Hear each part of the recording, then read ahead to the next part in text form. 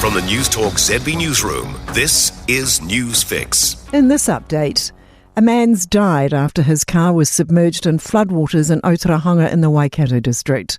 He was travelling on State Highway 39 at Puketotara, which remains closed between Otorohanga and Parongia. Around 80 people have been evacuated in Otorohanga following the overnight deluge, with a state of emergency now in place. The local primary school, Kiwi House Wildlife Park and Otorohanga Museum are among the sites reported to have sustained damage.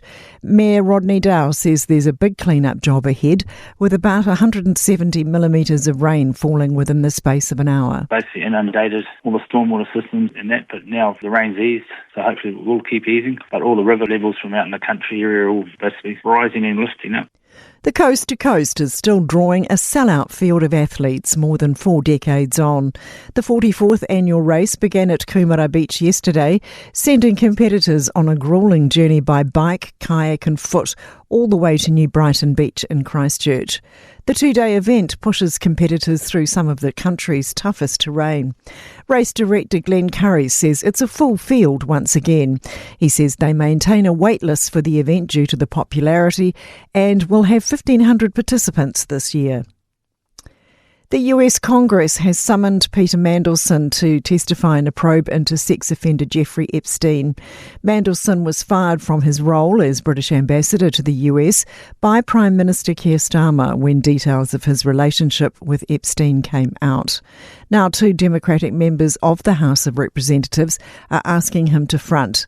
He says it's clear Mandelson possessed extensive social and business ties to Epstein and holds critical information.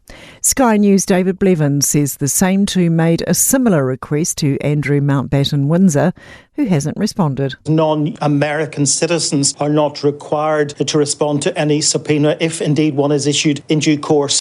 That's news.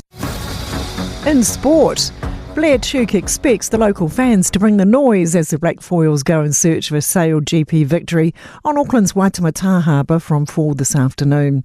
Tuke says the stereotype of New Zealand supporters being reserved couldn't be further from the truth in his experience. We hear the fans here in New Zealand, which is pretty awesome, especially with all the whistling that goes on in the boats. To think you're hearing the crowd over that's a great boost for us. Snowboarder Cam Melvin Ives is lamenting a halfpipe that proved just a touch too short for the magnitude of his tricks in the Winter Olympics final.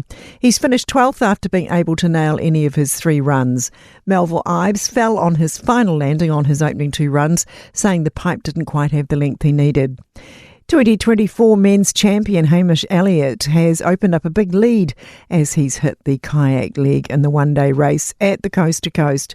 That's sport. I'm Sandy Hodge. For more news, listen to Newstalk ZB on the free iHeart app.